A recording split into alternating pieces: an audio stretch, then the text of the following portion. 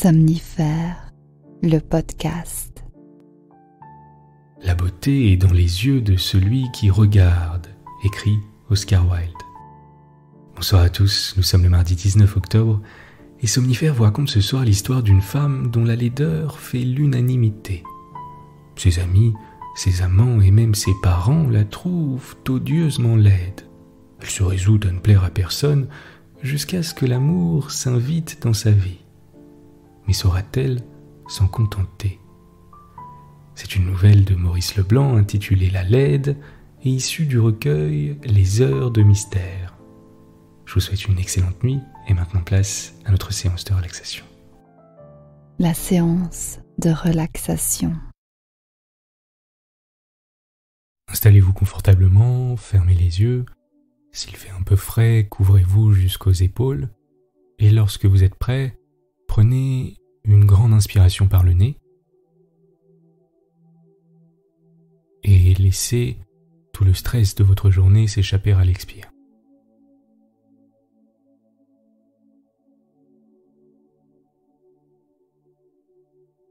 À nouveau, une grande inspiration par le nez, gonflez le ventre à l'inspire et expirez par la bouche.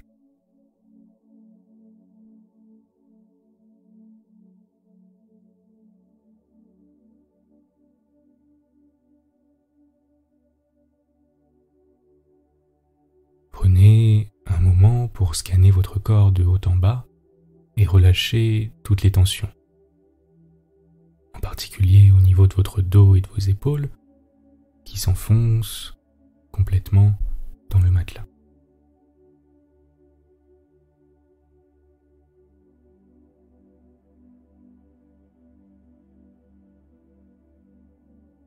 À présent, observez les appuis de votre corps contre le matelas, tout en concentrant votre attention sur votre respiration qui devient calme et sereine.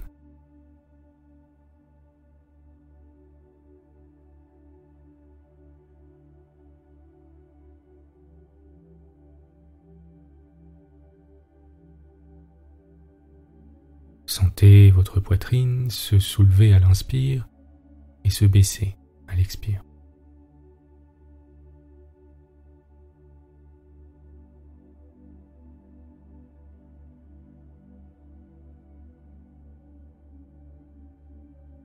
Portez maintenant votre attention sur les orteils de votre pied droit, alors que vos pieds et vos chevilles sont complètement relâchés.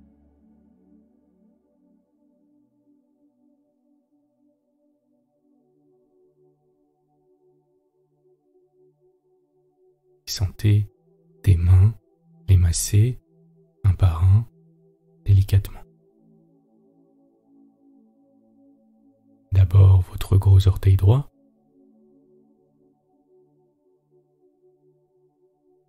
puis le second,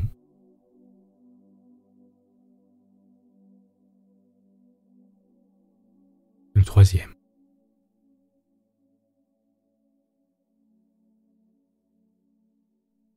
le quatrième,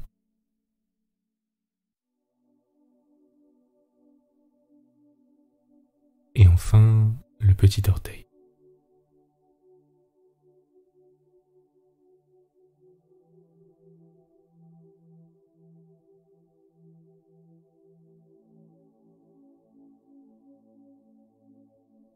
À présent, portez votre attention sur les orteils de votre pied gauche, alors que vos pieds et vos chevilles sont toujours relâchés.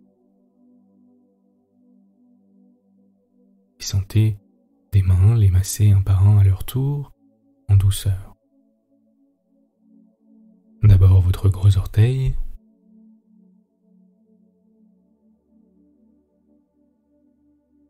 puis le second,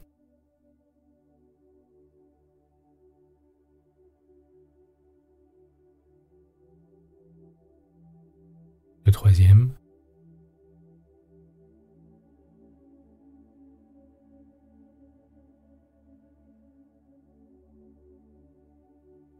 le quatrième,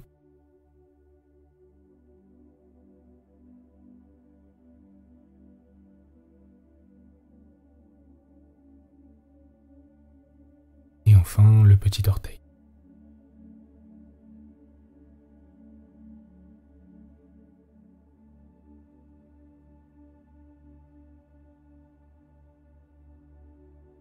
Ces mains, qui peuvent être les vôtres ou celles de quelqu'un d'autre, peut-être des mains d'homme ou alors des mains de femme, commencent à présent à vous masser la plante des pieds, de haut en bas, de bas en haut,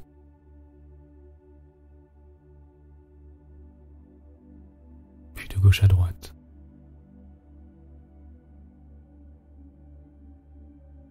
En dessinant des petits cercles et en appliquant des pressions légères et agréables.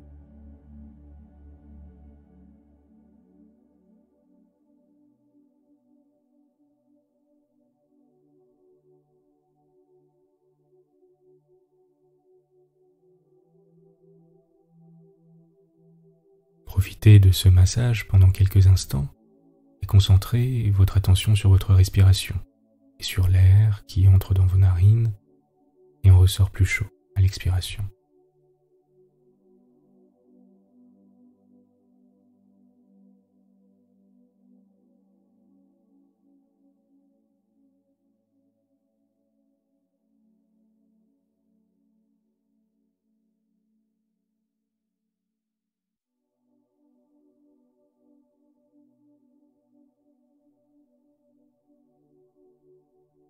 Les mains montent lentement au niveau de vos chevilles et de vos mollets et continuent de vous masser agréablement.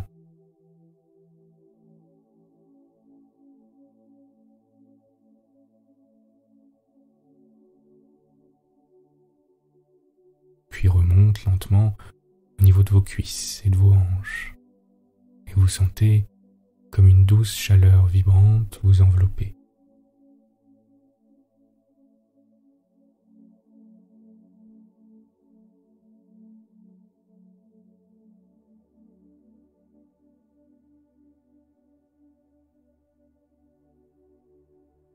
Quand vous êtes prêt, prenez une profonde inspiration par le nez, gonflez vos poumons et votre ventre simultanément et expirez toutes les tensions et les émotions indésirables, alors que vous sentez votre corps s'enfoncer davantage dans le matelas.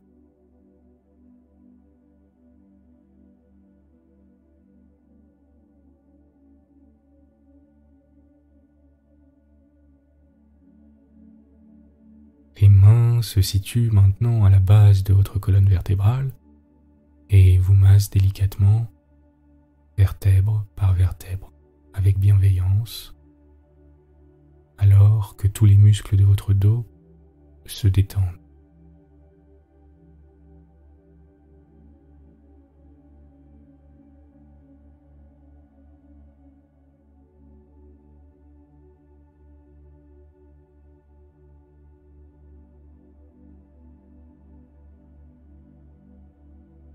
Les mains sont maintenant au niveau du haut de votre dos et s'attardent sur vos trapèzes qui ont accumulé beaucoup de tension en appliquant des pressions agréables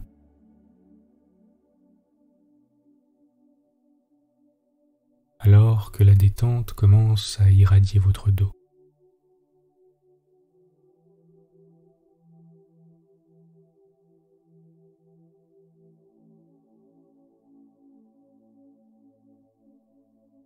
Prenez un moment pour profiter de ce massage au niveau de vos trapèzes, tout en recentrant votre attention sur votre respiration, et notez comme c'est agréable.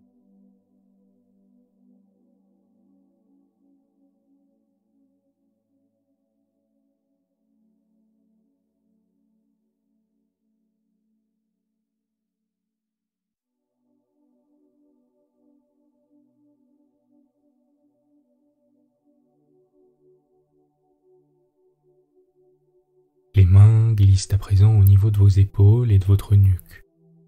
L'une vient se placer sur votre épaule gauche, l'autre sur votre épaule droite, et vous masse en même temps de haut en bas.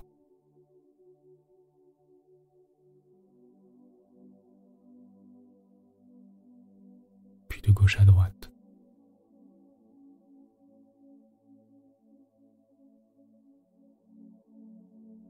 faisant des petits cercles.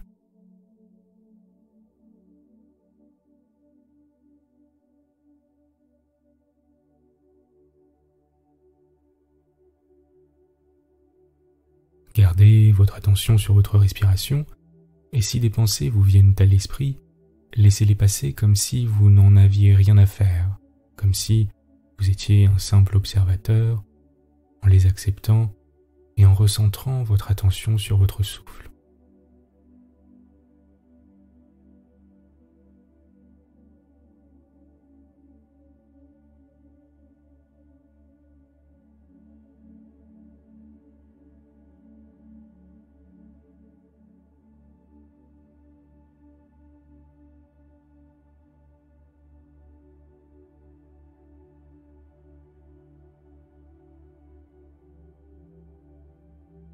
Les mains remontent le long de votre nuque jusqu'à votre cuir chevelu, qu'elles se mettent à masser doucement, alors que votre visage et votre mâchoire sont complètement relâchés.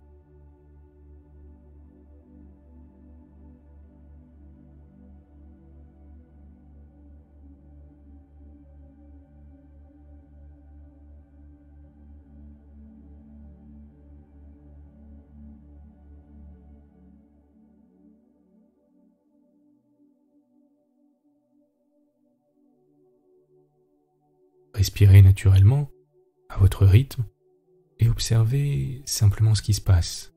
Observez vos sensations, notez votre état de calme mental, comme c'est agréable.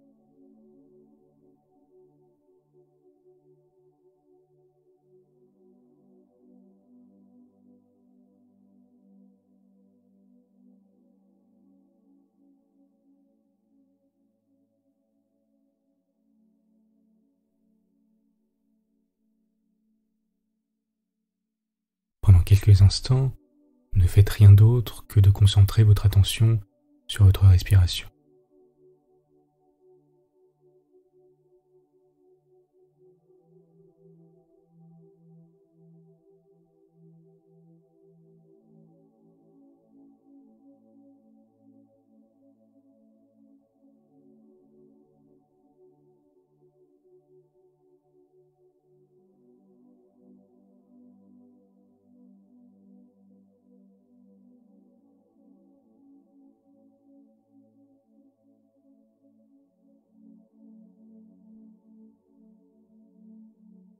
Vous êtes calme et détendu.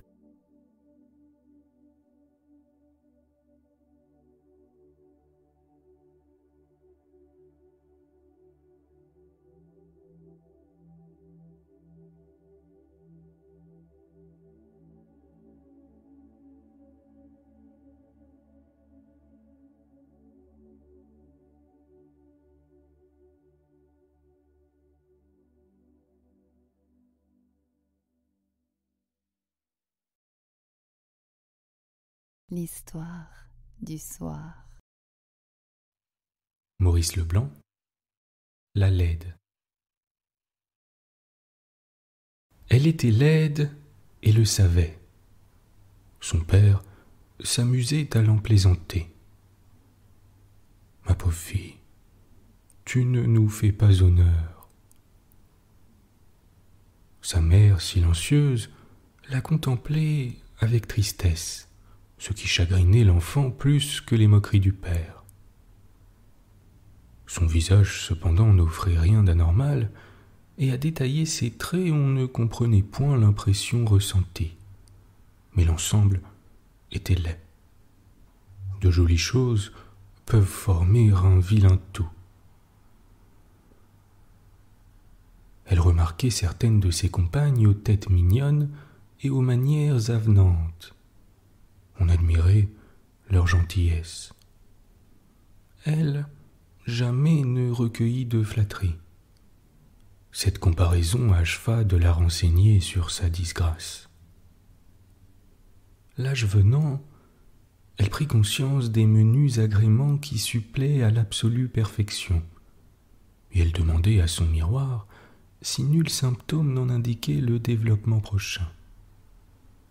Mais les miroirs sont cruels, et chaque consultation lui enlevait un peu d'espérance. De douloureuses songeries gâtèrent ainsi toute sa jeunesse. Aucune joie complète ne lui échut, car elle pensait à la joie plus pure qu'elle eût éprouvée sans l'obstacle de sa laideur. Elle ignora les réconfortants enthousiasmes.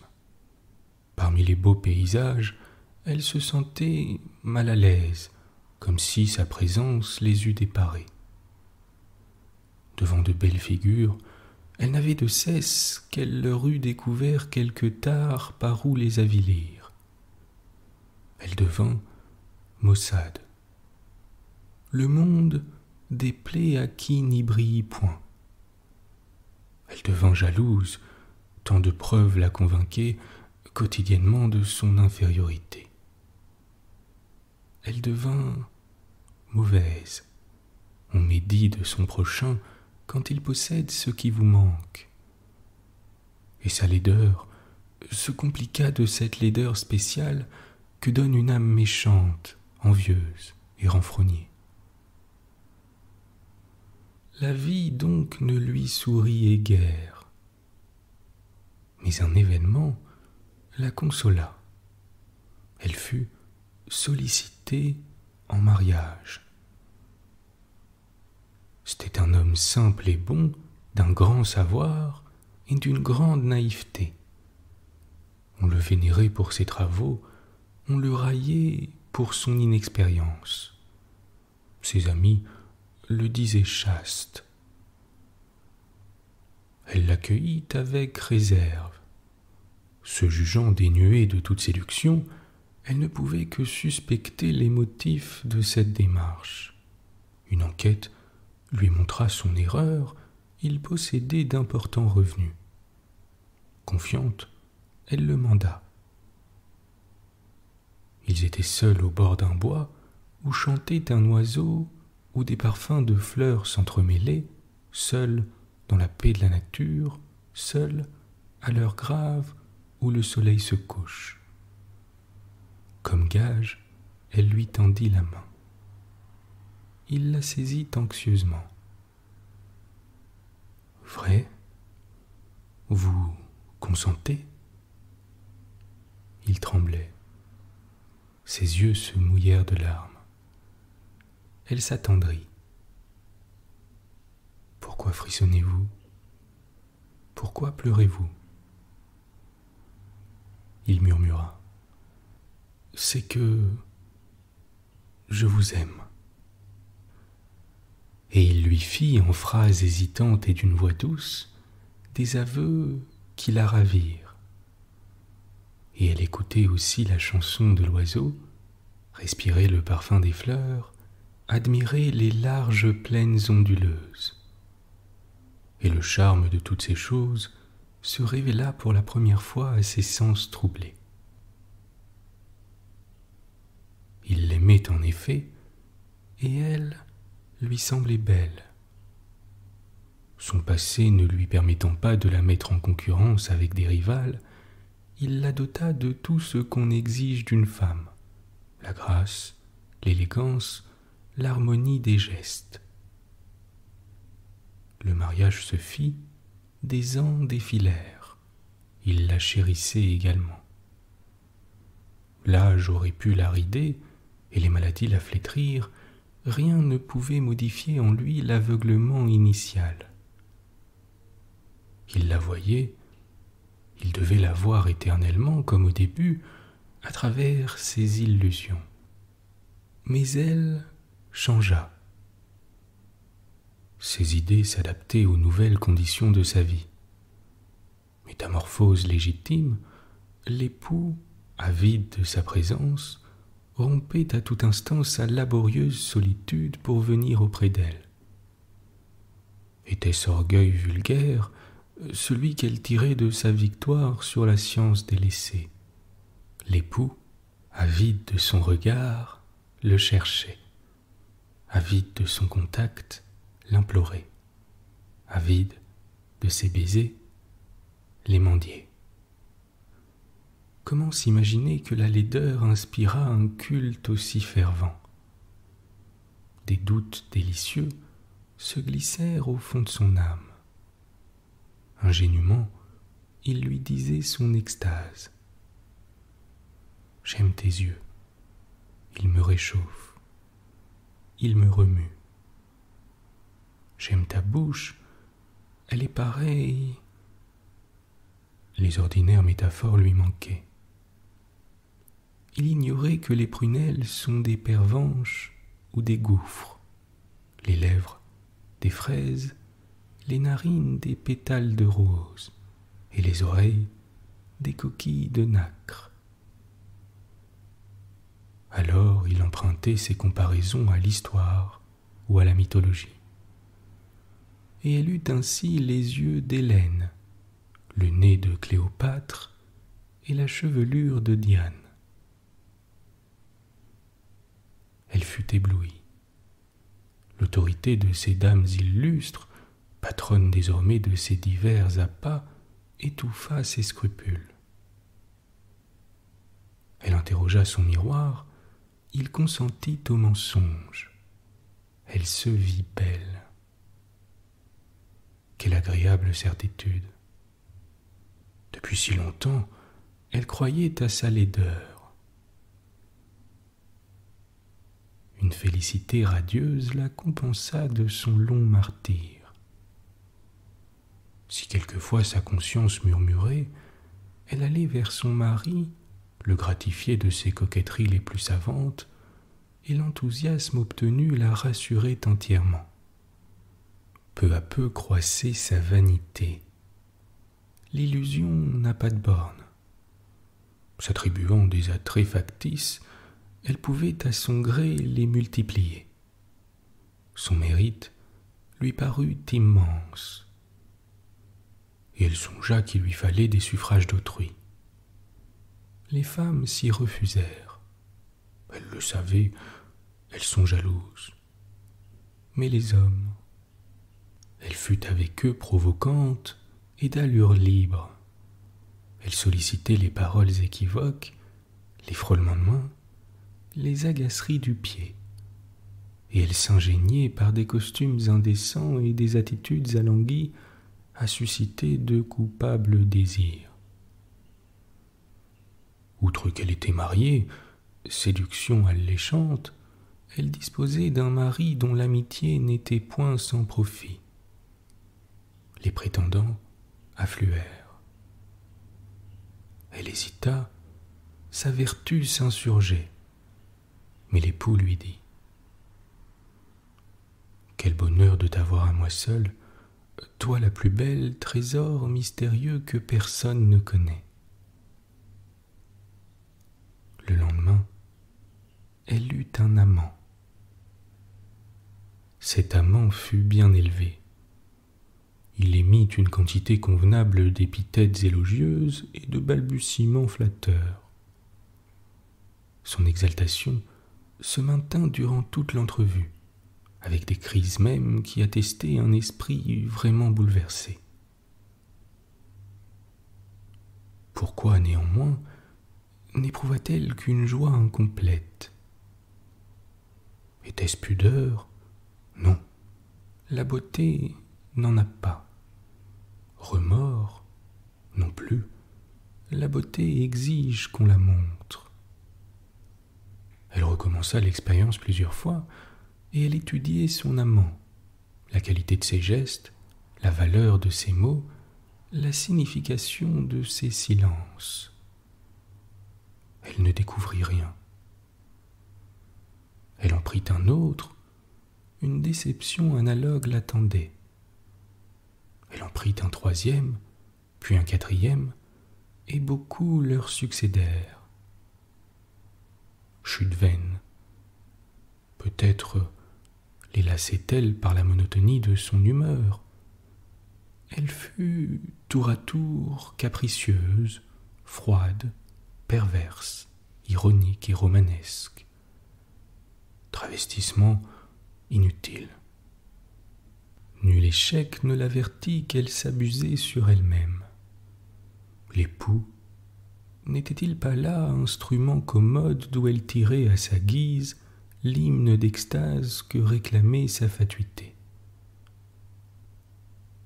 D'ailleurs, mieux que de vides protestations, l'abondance de ses conquêtes l'a tranquillisé. Les augmenter devint son unique but.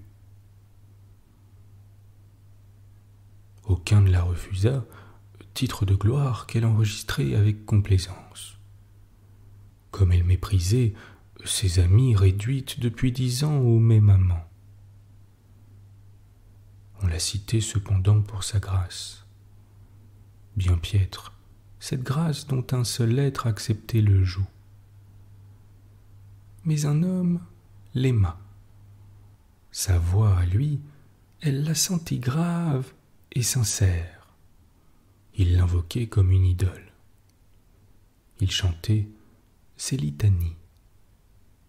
En vérité, l'amour de l'époux n'avait point cette fougue. La fuite leur parut le dénouement indispensable.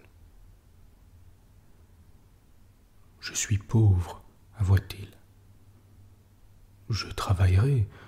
Toi, il te faut du luxe. Emporte tes bijoux et ton or. » La laide écouta celui qui la trouvait si belle. Ils s'en allèrent. L'ayant conduite dans le pays voisin, il jeta le masque et s'exprima brutalement. « Vois-tu, tu es trop vilaine. Cela m'agrée de te le dire une fois pour toutes. Adieu. » Il partit avec le coffret chargé de pierres précieuses, et la laide resta seule. Ce fut la misère. Elle ne se découragea point. N'avait-elle pas une suprême ressource? Sa beauté. L'exemple des courtisanes célèbres et l'intérêt qu'on leur consacre d'avance l'absolvaient. Puis la faim donne de mauvais conseils. Elle s'offrit. Les hommes ricanèrent. « Tu te moques de nous? Nos péchés ne sont pas si grands qu'il nous faille accepter une telle pénitence. L'abominable créature. » Furieuse, elle courut à son miroir. Elle s'y regarda longtemps, pensive. Aucune consolation ne lui venait de l'image reflétée. Elle se plut moins que naguère. Et jour par jour, son orgueil décrut. Quelque chose se retirait d'elle qui lui enlevait son fragile bonheur. Et il arriva qu'elle se vit comme autrefois, laide. Alors, elle comprit. Elle comprit la raison de son infortune, et elle comprit en même temps le mystère de l'âme humaine. L'illusion est maîtresse du monde. Elle est ondoyante et menteuse. Mais nous ne connaissons qu'elle. C'est l'unique absolu qui soit accordé à nos sens incertains et à nos esprits troubles. La réalité est insaisissable et invisible, et nous ne pouvons pas plus pénétrer jusqu'à elle que nous ne pouvons éteindre la matière à travers les formes qui la revêtent. La réalité, c'est l'illusion présente. Nos peines et nos joies sont factices. La peine d'aujourd'hui est la joie de demain, car nous ne souffrons et ne jouissons qu'en illusion. La beauté et la laideur sont relatives à qui les contemple, et nos visages diffèrent selon les jugements qu'on en porte. Les plus beaux êtres sont ceux qui recueillent les admirations les plus nombreuses. Mais ils sont beaux aussi, les vilains pour qui une admiration, même isolée, remplace l'éloge des foules. Ainsi, elle, l'amour de l'époux lui avait donné la croyance à sa beauté. Loin de lui, cette croyance s'évanouissait. Il était le dispensateur de l'illusion bienfaisante. Et maintenant qu'elle en avait goûté le charme, elle ne se résignait pas à la perdre. Elle revint à lui. Il l'attendait, triste et miséricordieux. Elle s'agenouilla et les mains jointes, elle dit : « Oh mon cher époux, rendez-moi la beauté. »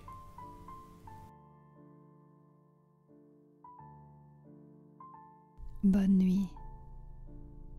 Bonne nuit.